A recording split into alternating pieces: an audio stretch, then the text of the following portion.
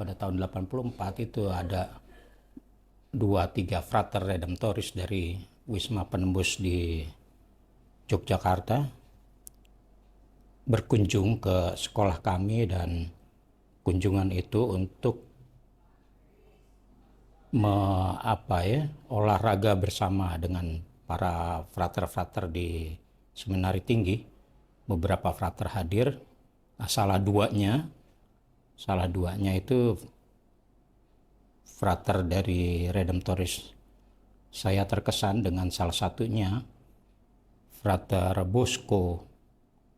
Kalau nggak salah namanya Frater Bosco, tapi saya kira dia tidak lanjut nih. Saya pertama kali mengenal Redemptoris saat saya diminta menjadi pendamping Mudika saat Romo Maximus Woga waktu itu yang menjadi Romo moderator, saya lupa tahunnya. Kemudian ya itu berlanjut sampai dengan saya menjadi Dewan Paroki Harian di Paroki Cijantung. Ya. Kemudian pada tahun 86, beberapa teman seangkatan itu adalah utusan dari kongregasi Redemptoris di Sumba. Mereka mengikuti KPA di Seminari Mertoyudan. Kami bersama-sama juga di sana, satu angkatan dengan mungkin 6 atau 7 orang dari utusan dari Redemptoris. Mulai dari sana kami mengenal lebih dalam lagi dengan para Redemptoris. Kemudian ketika kami bertugas di Paroki Cijantung ini sebagai petugas sekretariat, pada tahun 2004 Paroki Cijantung mulai dipegang oleh Romo Redemptoris. Yang pertama kali bertugas di Paroki Cijantung itu Romo Maximus Woga, CSSR, sebagai petugas sekretariat. Mau tidak mau menjadi rekan misi itu. Yang menjadi kekaguman saya adalah bagaimana para Redemptoris yang bertugas di Paroki Cijantung itu menghidupkan apa yang menjadi passion mereka, terutama pada bagian kunjungan keluarga. Beberapa romo memang dengan intensitas tinggi ketika bertugas di Paroki Cijantung mengusahakan sekuat tenaga mengunjungi semua, paling tidak dalam 1 tahun mengunjungi satu keluarga. Mereka selalu memberi waktu beberapa saat dalam 1 hari itu berkunjung di beberapa keluarga. Kunjungan inilah yang membuat Redemptoris harusnya lebih dikenal oleh banyak umat, terutama itu. Dan kalau dikatakan sebagai rekan misi, mudah-mudahan Redemptoris di Paroki Cijantung tetap mentradisikan kunjungan keluarga itu menjadi bagian dari pelayanan Redemptoris di Paroki Cijantung.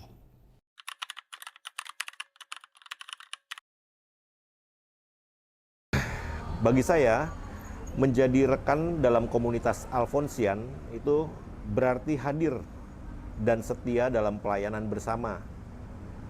Rekan untuk saya bukan hanya sekedar sahabat, bukan hanya sekedar teman perjalanan, tetapi juga sahabat atau bahkan saudara dalam iman yang saling mendukung, berbagi kasih, dan menghidupi semangat Santo Alfonsius, yakni sederhana, penuh bela rasa, dan setia dalam tugas-tugas kecil demi kemuliaan Tuhan.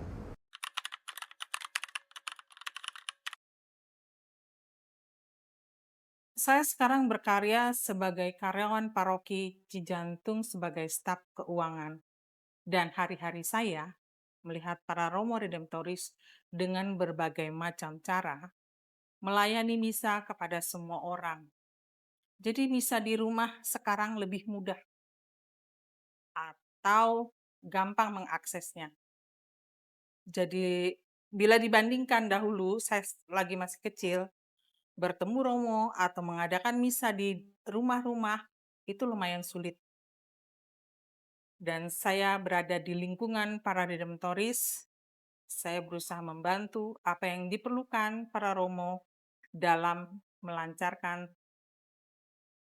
karya misi mereka sebagai pastor di paroki kami. Dari banyak literatur, Santo Alfonsus saya baca di salah satu buku Santo Santa, itu sebagai orang yang sangat luar biasa cerdas. Pada umur yang sangat muda, dia sudah menyelesaikan pendidikan hukumnya dengan predikat magna cum laude. Untuk tahun-tahun sekitar itu, ketika Alfonsus lahir dan hidup di situ, itu menjadi hal yang sangat luar biasa. Untunglah, menurut saya itu bagian dari penyelenggaraan Tuhan. Untunglah, salah satu kasus yang diberikan sama Alfonsus, salah satu kasusnya, selama ini dia selalu menang dengan kasus-kasus hukum, tetapi salah satu itu satu-satunya kasus yang membuat dia mundur karena dia kalah. Saya kira itu adalah penyelenggaraan Tuhan yang sehingga dia bisa merefleksikan dirinya dan menjadi imam. Kemudian sesudah menjadi imam beberapa tahun, dia mendirikan kongregasi CSSR. Itu saya kira memang Tuhan punya mau itu, sehingga kita di Indonesia juga kebagian pelayanan redemptoris, terutama di Paroki Cijantung. Dari refleksi saya, spiritualitas Santo Alfonsus sangat menginspirasi dan bahkan menjiwai perjalanan iman serta pelayanan saya di berbagai perutusan hidup saya. Sebagai kepala keluarga, pengurus yayasan pendidikan, dan sebagai anggota masyarakat. Dalam gereja juga sebagai prodiakon. Jadi sebagai kepala keluarga misalnya saya belajar dari Santo Alfonsus tentang pentingnya menghadirkan kasih Allah yang penuh belas kasih dalam rumah tangga. Seperti yang saya pernah dengar dari sahabat seorang imam redemptoris, mungkin Romo Bosco CSSR yang sekarang bertugas di Jepang. Ia pernah menyampaikan kepada saya bahwa kehidupan iman itu dimulai dari yang paling sederhana, yaitu dari meja makan. Dari doa bersama di rumah dan dari bagaimana saya mencintai dan memberi waktu untuk keluarga. Saya percaya pelayanan yang benar di luar rumah tak akan berarti jika saya lalai menjadi imam dalam keluarga saya sendiri. Yang kedua, dalam tugas saya sebagai pengurus yayasan pendidikan, saya terinspirasi dari semangat Santo Alfonsus yang mengedepankan pendampingan yang manusiawi dan bermoral. Santo Alfonsus percaya bahwa setiap pribadi berhak dibimbing untuk bertumbuh sesuai kehendak Allah. Maka dalam mengambil keputusan atau merancang arah strategi pendidikan, saya selalu berusaha menimbang bukan hanya dari sisi manajerial, tetapi juga dari sisi hati nurani dan nilai-nilai Injili. Mengutamakan yang lemah, yang tertinggal, dan yang membutuhkan perhatian lebih. Di lingkungan kemasyarakatan, sebagai ketua seksi pembangunan, saya juga bergulat dengan realita lapangan yang keras dan penuh dinamika, di mana di kompleks saya itu mungkin yang non-muslim hanya saya, tetapi ya saya beri kepercayaan untuk menjadi salah satu pengurus di RW. Disinilah saya merasa sangat ditantang untuk setia dan tetap rendah hati serta sabar sebagaimana Santo Alfonsus yang tidak pernah lelah menghadapi tantangan zamannya. Saya belajar untuk mendengarkan, bukan hanya menyuruh. Jadi melayani bukan hanya sekedar mengatur. Di gereja dalam pelayanan sebagai prodiakon, saya sungguh merasakan pentingnya doa yang terus-menerus dan kesetiaan kepada Kristus yang hadir dalam Ekaristi dan dalam umat. Santo Alfonsus mengajarkan bahwa doa bukanlah pelengkap, tetapi nafas hidup. Maka dalam segala pelayanan liturgis maupun koordinasi, saya berusaha menghadirkan wajah Allah yang penuh kasih, terutama saat mengunjungi umat yang sakit, lansia, atau yang dalam kesulitan.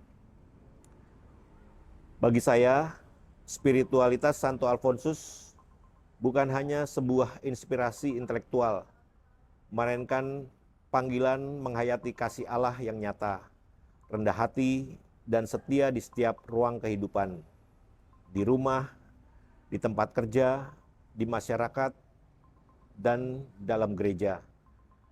Dan saya terus belajar, jatuh bangun, namun bersyukur karena saya mengimani selalu ada rahmat yang memampukan.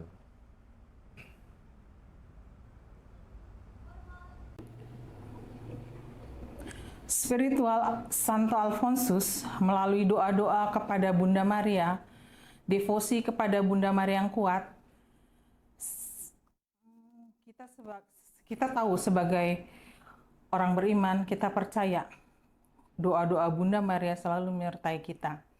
Kita berkarya berjalan bersama Yesus dan didoakan oleh bundanya. Salah satunya melalui novena Bunda Maria selalu menolong. Ketika saya lelah dan seperti putus asa, saya sering bercerita kepada Bunda Maria melalui novena Bunda Maria selalu menolong. Oh ya, ada satu yang membuat saya tidak berjalan sendiri dalam keadaan saya sekarang. Saya tidak punya ibu dan saya tidak menjadi ibu. Saya tidak bisa menjadi ibu. Tetapi saya punya ibu yang selalu setia dalam doa-doanya, yaitu Bunda Maria. Terima kasih para redemptoris yang sudah memperkenalkan saya kepada novena Bunda Maria selalu menolong. Terima kasih.